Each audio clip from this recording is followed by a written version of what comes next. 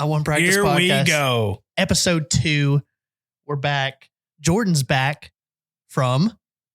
The BFL All-American. And how'd that go for you? It was all right. All right. You want to talk about it? Yeah. It's a good time. So it was in East Tennessee, Cherokee Lake. Coming from here, had to go through 2 big cities of traffic. So that was absolutely terrible. Nightmare. I'm sure you hit those right in the middle of the day. I'm sure. What cities? Nashville and Knoxville. I didn't think about Knoxville. I was thinking like Chattanooga, but I was like, why would you go that far south? I'm going to be honest with you though.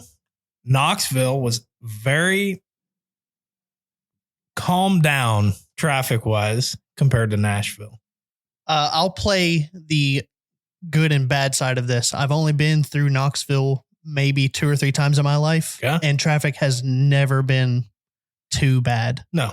I saw Jacob Wheeler on my way back. Oh, yeah? He was headed to, I assume, the Chowan River. Chowan. We talked about this earlier. We talked about this Monday. How they pronounce it, but I don't know that anybody knows how it's said because I was calling it the Chowan River. That's what I thought it was. Chowan. I don't know. Chowan. I have zero clue. Yeah. Edenton. I don't know. I still don't know how to say it. They've got flounder there though. Huh. Brian Thrift posted, I don't know to go after fat ones or flat ones. And he had a picture of a fat bass and a flat flounder. Yeah, I don't get it. Flounder, they're flat. Oh, I didn't know that. Yeah, they're flat. Are they really? Yeah. Like actually like flat. Brown on top and that thin. White on the bottom, I think. Yeah, they just like their eyes are both on top. They're in Kentucky Lake. You got to watch out. If you go swimming in there, they'll take your toes off. You don't even see them. Are you being serious? Yeah. Yeah.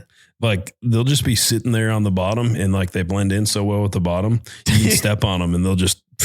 They look like rocks and then you step on it and it's like slimy. And you guys are not joking. No. I didn't know that. No, we're joking, Don. That's it's a saltwater fish. Saltwater. No, Come on, Don. I didn't know. I don't know these things. You're gullible. Yeah, especially when it comes to fishing. I don't know. I thought you were a Bassmaster now. No, not even close. I'm pretty sure that's what you told me the other day. No, I would not have said that about myself. I have started fishing ever since the last episode that we had 2 weeks ago. I think I've been out cumulatively probably 13 or 14 hours in the last week fishing, and I have caught a total of 1 fish. That's good. Welcome to the party. Is that good? That doesn't seem very good. And it might have been the world's smallest bass in a pond, by the way. That wasn't just... Was it a largemouth or a smallmouth? It was a fish. Okay. I was lucky enough to know that it was a bass, and I'm still not 100% sure. Was it a catfish? No, because it didn't have the whiskers. Good job. Okay. I knew that part, but that's like the only thing that I know. And I know it wasn't a bluegill because bluegill are like more circular, right? I guess you could say that. Yeah. Is that right? Anyways, let's get back to Jordan. Okay. So talking about we get down to or get over to East Tennessee and we get it was 2 days of practice and then a half day. So about 2.5 days. And the first day was really nice weather. So we got to actually fish a little bit. So first of all, you get to this lake. I put the boat in the water and I'm running around just looking. I ran around like the whole lake the first day, just looking around. There's flooded bushes everywhere. So, I mean, it just looked beautiful to fish shallow for largemouth, and it just pulled you in. You'd go out and look for smallmouth, and then it would just pull you right back in to the bushes because they just look so good. But the problem was you just couldn't get many bites out of them. The lake, I mean, sorry for the language, but the lake was just, I mean, it was horrible. It was it was terrible. Like you're literally fishing and it was a great run event. It was a great time to be in the event, but the lake was terrible. There was just, you're fishing for 12 to 13 pounds a day. You know, you're not going to catch more than that. and you're not going to get more than 5 to 6 bites a day. It just wasn't going to happen. Yeah, it was a little surprising because we, you being there, we here kept up with it every single day, or at least I did. I don't know about these guys, but yeah, I'm sure everybody here did. When all of the weigh-ins happened after day one, and like the day one leader had like 13, almost 12 pounds. Yeah, 12, 15. It was 12 pounds, and he had a 4.5 pounder. Yeah. So you take that out, he's got 8-9 pounds. He had almost 13 pounds for the lead. Right. Which is out of 50 people that, respectively qualified through a regional. Through the whole nation. To get there. Just to catch 9 pounds. I very much appreciate the tournament that MLF put on. It was, like I said, it was a great run tournament, but I don't think that it showed the true ability of 3/4 of the people fishing there, because the difference in when it's that tough of a lake is just one bite. Like one bite a day can be the difference in you being in 40th or being in 5th. Yeah. I mean, because you take a guy with 5 keepers that weigh 1.5 pounds each, that's going to be what? 7.5 pounds? Yeah, I was sitting here trying to 7.5 pounds, which would have put you in about 30th place after the first day. Mm-hmm. You replace just one of those fish, just one, with a 3.5 pounder, and you're in the top 10. Yeah.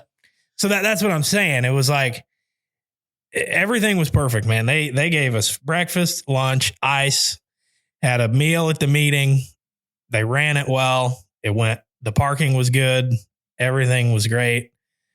Jefferson City did a good job too, but the lake just did not show the true ability of the fishermen there, in my opinion. Because I know some very good fishermen that were there that could not get bit. Now there was it day 2? Somebody had, I don't remember the guy's name, but he had like 16 pounds almost. 14 pounds. 14 pounds. Matt O'Connell. Was it Matt O'Connell? Yeah. Yeah. He had 14 pounds for day 2. Yeah. And I was like, all right, that's a pretty good bag, but I don't know. It just seemed a little underwhelming. Like you were saying, you just felt like it wasn't like the most appreciative outing for an All-American event. Right. Well, in my opinion, when you have a tournament like that, you want everybody, most people are going to have some family in. They've traveled a long way to get there. I just feel like you would want everybody to have 20 pounds. Why not try to go to a lake where there's going to be huge, big weights and big crowd, it just... The thing that I thought was funny is there was even guys from Tennessee. They got on stage and the guy, and you can watch it live. The guy even said, "You're from Tennessee. You should know this place." You know what he said? He said, "No, people from Tennessee don't fish this lake." I was still surprised. Like, I don't know that much about Cherokee, but I know a little bit. And I thought someone would have caught 15 pounds. I did too. Like there's enough big largemouth in that place that like, you would have thought someone would have caught a 5 pounder, 6 pounder, right, and had 15 pounds. Yeah. But I think part of the problem was the lake came up 8 feet in 2 weeks. I think that screwed a lot of things up. And then you add in that during the tournament, we had flat, calm, hot, no wind. Just wasn't bluebird skies. It just wasn't good conditions to fish, but. Either way, I mean, out of 50 people, you'd think somebody would, catch about 15 pounds at least one day. I don't think there was a single 20-pound bag through all 3 days for anybody. There wasn't a 15-pound bag. There wasn't a 15-pound bag at all? There wasn't even a 5-pound fish. There was only one 4-pound fish. Because I know from somebody who has never been in a tournament, just like an outside perspective, it wasn't the most entertaining event. No. So, this is what we were talking about. Sorry, go ahead. My bad. No, you're fine. It was entertaining seeing you, weigh in and, be on stage and stuff. But other than the fact of like, after the first 2 days, when it comes down to those top 10 guys, even then it was like, I mean, we're broadcasting the full fishing experience throughout the day. And these guys are ending up with like, 14-pound bags, maximum. Yeah, that was the biggest pack of the tournament. That's like as high as you're going to get. I thought there was, there was you're 114. Right. And I think there was only 2 13s. And that was the guy that won. Yeah. And then the rest was 12 and under. Yeah. And there was very few 12s, 11s, and 10s. A lot of it was 7 to 9 pounds. I think the guy who won his 3-day I almost like combination, 3-day cumulative. Let's just cumulative weight was like 38 pounds. Yeah. So I'm just going to get on here and get a little stat. So you're telling me like if you caught 13 days or 13 pounds all 3 days, you would have won the whole event. Yeah. See, this goes into what I said in the last episode, that Kentucky Lake, like everyone just like throws it under the bus and like it's sucked for the last several years and everything. You're acting like, and you don't know any better, but you're acting like it's crazy that no one caught a 20-pound bag in a tournament. Like, cause you're spoiled really with having Kentucky Lake here. You see the tournaments that we fish and everything here. And like it takes 20 pounds to win every tournament, but there is so many lakes out there that it only takes 13 to 16 pounds to win, on a 1-day tournament. So that's how special Kentucky Lake is. Cause you're just blown away that no one had a 20-pound bag. Yeah. It took away from like the entertainment aspect, where I guess looking at it from a more broad perspective, that's more of fishing, where you have to be more determined. You have to understand the lake a little bit better than the other guy. But there's a big aspect of luck that comes with it that a lot of guys, I think, maybe take for granted, and they boil it down to, well,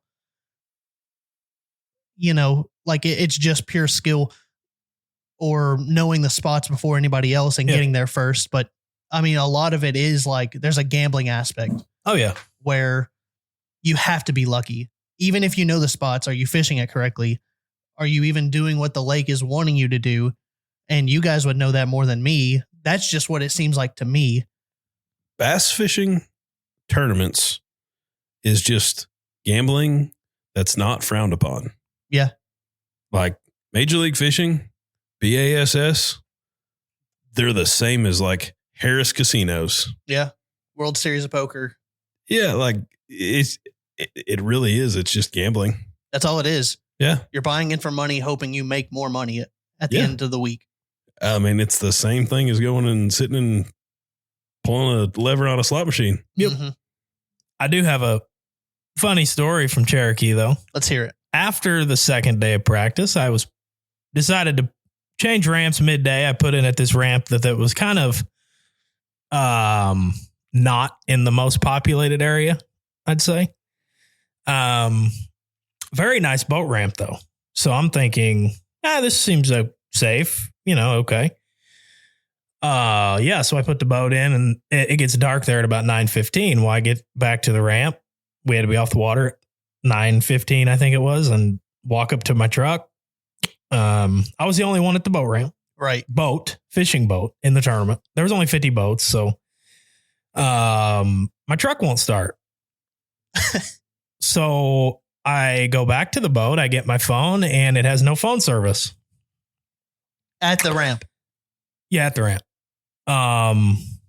So I'm kind of waiting around, trying to figure out what I'm going to do. Well, about an hour or so goes by, and it gets to be about 10:15, 10:30. And by the grace of God, a truck full of people. There you go. Yep. Show up to the ramp in they were going bow hunting. Bow fishing. Bow fishing. Yeah. Whatever. Same. I don't do that. They saved the day. So not only did I actually had 2 problems. My truck was backed into a parking spot, and it was facing like up because it was kind of on a hill. Sure. So I was like back down a hill. So my truck would not pick up fuel. Also, my batteries were dead. So these guys had to hook my truck up with a chain, pull it onto level ground, jump the batteries, prime the fuel pump or so. I don't know what they did. I was just like, yeah, if you can fix it, go ahead and try it. Well, finally by 11:30, my truck's running. And here's the best part. We leave and this guy is so nice. He's like, hey, I'm just going to follow you. I'm going to make sure you make it, make sure nothing's wrong.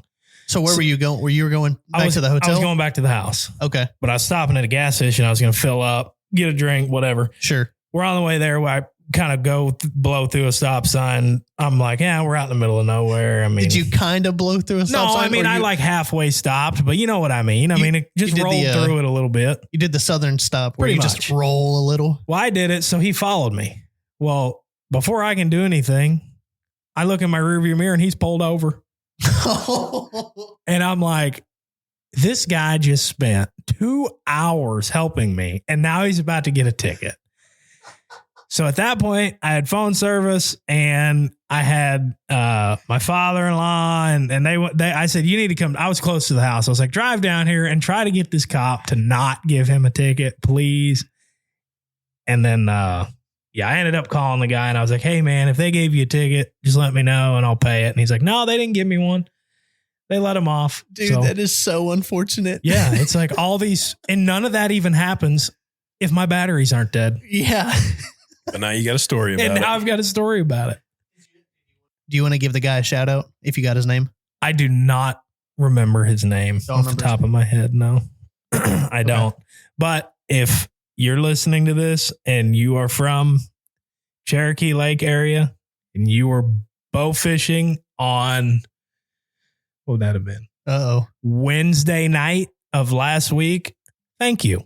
You're going to have about 7 people reach out to you. Yeah. You're welcome. Yeah. Yeah. Oh, man. Yeah. So it was a long weekend. And that was, so then I'm just going to tell you, I wasn't really sure what, like if my battery, like if I left my door open, right? The first time it happened. So that actually happened again the second night. Dude. Except this time I was prepared. I had jumper cables. And I was actually at a ramp that had a population of people at it. So I had somebody just jump it for me that night. I mean, is there something wrong with your truck? Oh, probably. Not even worried about it. I'm actually in the process of trying to figure that out. Gotcha. Okay. One step at a time. You want to talk about that? No, not really. So you said it was an eventful weekend. It was a good weekend. It was great. Finishing 15th. I was happy with it. I mean, yeah. 8 fish for 15th place. I mean, doesn't feel like I should have been in 15th, but that's just how it goes. So we can kind of put the label on it as far as BFL fishing goes, top 15 in the nation as far as BFL rankings go, right? Yeah. So that's a pretty good way to end the season and jump into, I guess, this season has already technically started. Yeah, it's kind of weird. This would be from last year. There's like an overlap. Yeah. So I don't, do you guys know where you're standing as far as this year goes? There's 2 more BFL. No. There's 2 more LBL. I'm not really sure. It'd be so hard to see what it was in the whole entire nation. Yeah. Mm-hmm. Well, I mean, just for this area. For the division? Yeah. I have no clue. Because there's 2 more. There's one in July. Yeah. There's one in August. So that, yeah, man, that's I awesome. just assume if you weigh a fish in all 5, it doesn't really matter. You'll go to the regional. So yeah. Well, at least that's how it used to be. It seems much. Like it's a little bit tougher now. Yeah. On the co-angler side for sure, if you weigh one every time. Yeah. I had a question that I saved. I actually did not ask you guys this off air, but I wanted to save it for this. So what happens if there's more co-angler signups than boaters? Depends on if you're talking about a BFL or a Toyota series. Yep. So it matters. It does. Yeah. So in a BFL, regardless, you can only have, if you have 150 boats, you got to have 150 co-anglers for all 150 to fish, essentially. And so like in the BFL, if you have 150 boats, but you only have 130 co-anglers, then there's going to be 20 boaters that have to do a boat-on-boat draw. So it's going to be 2 boaters fishing together out of one boat. Gotcha. Splitting the time Yes. at the front, basically. So how does that work in the BFL then if there's 150 boaters, but there's 175 co-anglers? and there's 25 co-anglers that don't get to fish. Really? So there's just a cut line. Yeah. Yeah. Got it. It goes based on, there's a couple different registration or priorities based on when you sign up, date and time of when you sign up. Also, if you link with somebody. So let's say you wanted to fish with as a co-angler, you and I could link together. That doesn't mean that we're fishing together. But we're basically vouching for each other. We're confirming each other. Sure. So I'm bringing you in, you're bringing me in to even the field. Okay. So you can link with someone in the BFL, and that guarantees you in. So how does that differ from a Toyota series then? Toyota series, they're only going to let in however many boats that they've got co-anglers. There isn't boat on boat draws.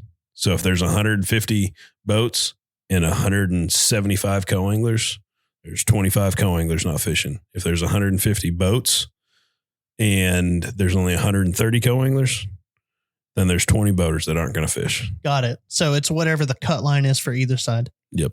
Okay. Gotcha. Speaking of co-anglers, I saw something at the All-American. I think we'll save it for another podcast because it's the first time I've ever seen it, and it was the first time a lot of people have ever seen it. Well, but the co-angler did get top 10. So I would stay tuned for the third episode. And I'll tell you about that. I'm curious because I didn't even see it, I guess. I haven't told anybody yet. Ooh, and I don't think they got a picture of it. A co-angler? A co-angler. Got top 10. With some sort of magic. With a certain device that he was using on the back of the boat, and that's all I'll tell you. I wonder what it could be. Yeah. Ooh, now I'm excited. Man, yeah, that's awesome. So other than the fun experiences that you had, you essentially, I'll put it in your words if you want me to reiterate them. You essentially fished for free. Yeah. At the All-American. Yeah. So good event, bad event. Give me a 1 out of 10 event for you. 10 out of 10 is a 10 out of 10. Yeah. The experience was awesome. Yeah. If you finished last, it was still a 10 out of 10. Yeah. I mean, the experience, just being there was really cool. I did, like I said, the only thing that disappoints me is I just don't think it gave everybody the opportunity to prove their true ability. Like for the end of the year championship, I just don't think it was a very good place to have it. So that wasn't your preference to be there. And I think that was the case for a lot of guys. Yeah. I mean, and you never know till you get there, but when you practice for 2 days and you get 4 bites in 2 days and there's only 50 guys fishing and you talk to 10 and they've talked to 10 and well, there's half. Yeah. And they're all saying the same thing. So it definitely seemed that way whenever I was watching the weigh-in interviews. All of them were like, yeah, just, it's kind of how this lake goes. So you know what though, in looking at it from another way, those are the easiest tournaments to win.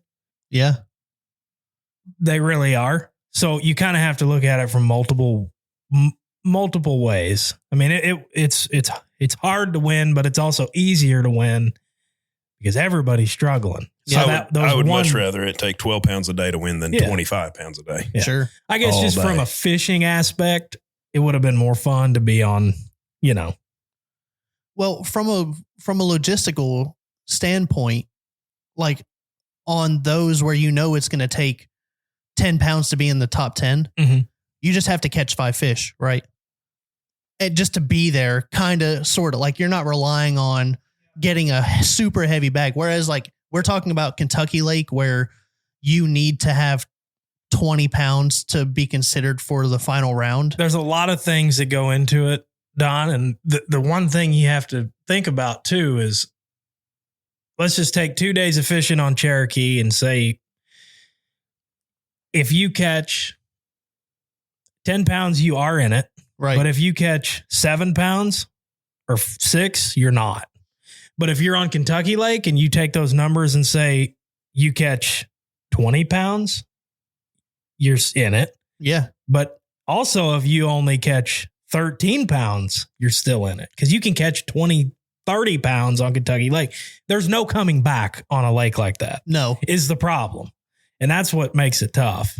So where would you have preferred it to be? Like, you don't have to give a specific lake, but give me where you might have preferred it to be. Kentucky Lake? Well, right. But if you're seeing a true showing of and a true outing of like everyone's abilities where nobody has information from prior tournaments, it's random to everybody. Somewhere west or north, maybe like in the Mississippi River or somewhere with just a lot of fish or I don't know, man, just somewhere that has a lot of fish where everybody's not out there doing the same thing. I mean, yeah. So this past week, if the All-American would have been on Kentucky Lake, though, I think it would have been really cool to see. Yeah. Because of what happened this past week with the fluctuating water levels. Mm-hmm. Water came back up, spread a lot of fish out. And like, you could have seen guys doing different things. And like, that's exactly what you're saying is like, you could have seen different people with different strengths do different stuff. Right. You know? So, and that's the cool thing about Kentucky Lake again, is you can do it all here. That's it. You do what you want to do. You go up north and like every smallmouth tournament's the same. They all throw a drop shot. Right. And it's like, you just caught 20 pounds of smallmouth. That's cool. But, and like, it's still fun when you're doing it, but it's just, everybody does the same thing. Sure. Here you can do it, a lot of different stuff. Yeah. So Kentucky Lake, I think, would be a great place to have the All-American once again. Well, and it just seems like, because I know we kind of touched base on this last week, where a lot of people have been counting out Kentucky Lake for the last few years, if not the last decade or so. But I mean, you know, especially you guys, but I converse with a lot of people in here that just go out and fish for fun and also do the tournaments. And it seems like they love this lake. I got news for you boys. It's better than Pickwick, Chickamauga. Yeah. I'd put it up there with Guntersville at certain times. Mm-hmm. And it's definitely better. It's the best TVA tournament lake. Honestly, maybe the best tournament lake in the country.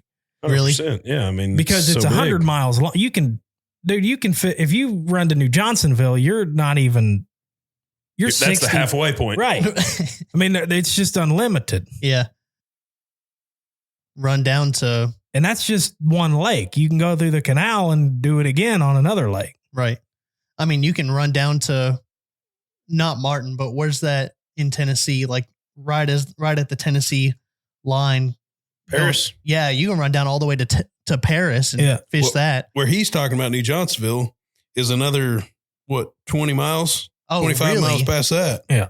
And I say Guntersville, it's hard to really, Guntersville's all grass. We don't have grass. So you're kind of comparing apples to oranges, but like, right. You look at the weights out here, they're consistent. I mean, 20, if you don't have 20, you may as well throw them back. Like, you and that's all year long. Like going back to the results of whenever the, not the Invitational, but whenever the Toyota series was here. Yeah. Going back and seeing those weights, like I think like the day one leader had like 26 or 27 pounds, which is awesome, right? Yeah. Or is that right? Yeah, I think it was 27. Yeah. It was up there. I didn't think he had that much. Was it not? It was 20 something. He had a big bag on the first day. But it was cool to see because it just seems like it, like you said earlier, just astronomical numbers, and we're spoiled by this lake here. Yeah. And you know, a lot of people complain about, it's just filled with Asian carp and, you know, them taking over the lake. There's no good fishing here. Just from an outside perspective, again, I have to disagree. Well, I mean, it's not a coincidence, man, that the lake was good in 2010 to 17 and we had shad, and from 18 to 21, we had no shad. Mm-hmm. And now we've got shad again. And what do you know? The lake's back in business. Like, we just had no bait. They didn't have anything to eat. And there's a lot of different factors too, and a lot of different myths and a lot of different theories on everything. And I mean, it's unbelievable how much stuff has been said over the last few years. And nobody really knows. I mean, there's some things that you can put facts to, but nobody knows, man, if they sprayed the grass or if they.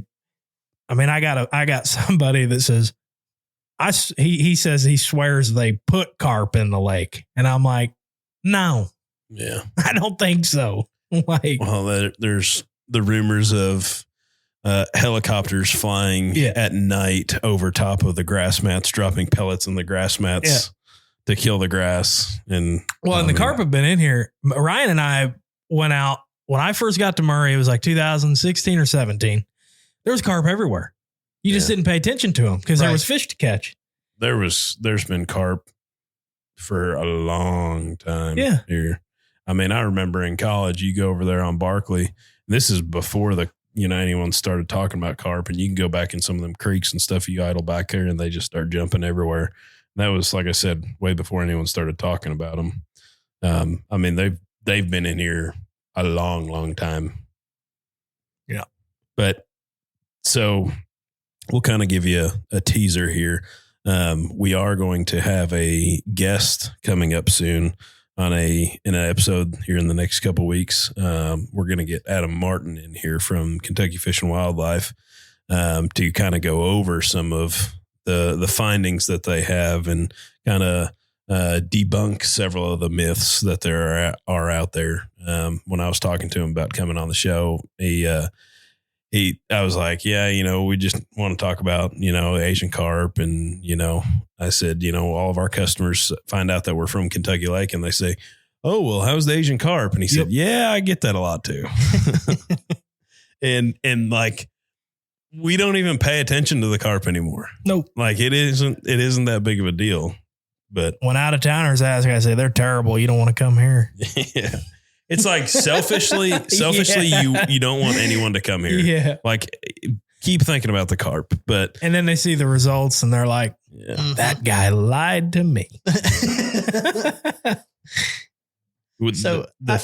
Go ahead. No, I'm sorry. The thing about around here is like this area survives on the lakes and without the tourism and without people coming here to fish, this area really struggles. And that's the biggest thing is like people need to be educated on the matter because the media, whether you want to believe it or not, lies to you. And all these rumors and stuff about Kentucky Lake, like so many of them just aren't true. Mm-hmm. And that's where, I feel an obligation to educate on more of the stuff that you can put facts behind. I'll tell you, I feel like here in the last few weeks, I feel like I've seen 10 times the amount of white bass that I have Asian carp. Mm-hmm. Them things are freaking everywhere. You graph over any spot anywhere on this lake and there's white bass. But I got to tell you, man, with me starting to fish now, I just wish there was a way for me to get out on the lake and learn how to fish and stuff. If only you knew somebody that had like boats and stuff. Well, it would be great if I knew people and, they were willing to send out invites or anything like that. But, if you anybody could try posting something on Facebook, like Marketplace or something, like in search of friend to take me fishing on the lake. Like a Craigslist listing. Yeah. In search of fishing buddy. Yeah. Be careful though. Probably don't need that. But yeah, I would like to, because right now the only thing that I've fished is I have a quote unquote trout pond that's full of bass, and doesn't sound like it's that full. It's not that full. I'm sure it's very full. I'm just fishing it wrong. But whenever I first started over the Memorial weekend, I went down to Fort Massac, which is, I live in Metropolis. So, went over to Fort Massac and just threw some stuff out into the river. And I probably spent about 2.5 hours out there. And I was like, man, I have not caught a single thing. And immediately the Tuesday after Memorial Day, I talked to Joe and was like, yeah, was that a waste of time? I was like, yeah. He goes, yeah, duh. Nothing's going to bite in the river. Which these were not caught in the Ohio River, I'm sure. But there was a tournament out of the Ohio River, out of Paducah this past weekend, a USA Bassin tournament. And, you know, they can go down the Tennessee towards Kentucky Lake, or they can go down the Cumberland towards Barkley Dam as well. But it took like over 21 pounds to win. Really? Yeah. Did you fish it? No. Did you? No. No. Don't you guys fish it? No. Usually? I don't fish on the river. Oh, that's right. I'd like to, but we're sponsored with them. Yeah. Right? That's right. Yeah. Ryan? Yes. Anything else? Got a Camus boat for sale. Yep. Oh, yeah. Yep. Jordan, you want to talk about that real quick? 2023. Gray and black. 2 Lowrance units. Lowrance trolling motor. Power Good looking boat. Loaded. It looks great. We just posted some good pics that Don took. So it's a good looking boat. Get a hold of our socials, or just if you know me or Ryan or anybody here directly, just let us know. If you have any interest, we'll show it to you. So did we promo the boat last episode? I'm just thinking about it. We did at the end. Yeah. Yeah. Now That's we all right. actually do have a listing. Now we actually do have a listing, a new updated listing with what's on it. So do we want to say how much we're selling it for or no? $79,900. $79,900. And you'll be first owner of the boat. So it's a demo. Fully loaded. Loaded. Ready to hit the water. Brand new lower unit. 0 hours on it. Never been cranked. Check it out. All right, guys, that is a wrap on another episode. Be sure to follow us on all of our socials, Instagram, Facebook, YouTube, TikTok. Send us a DM if you want to hear a specific topic or even a guest. Give us some feedback. Once again, we appreciate you for listening.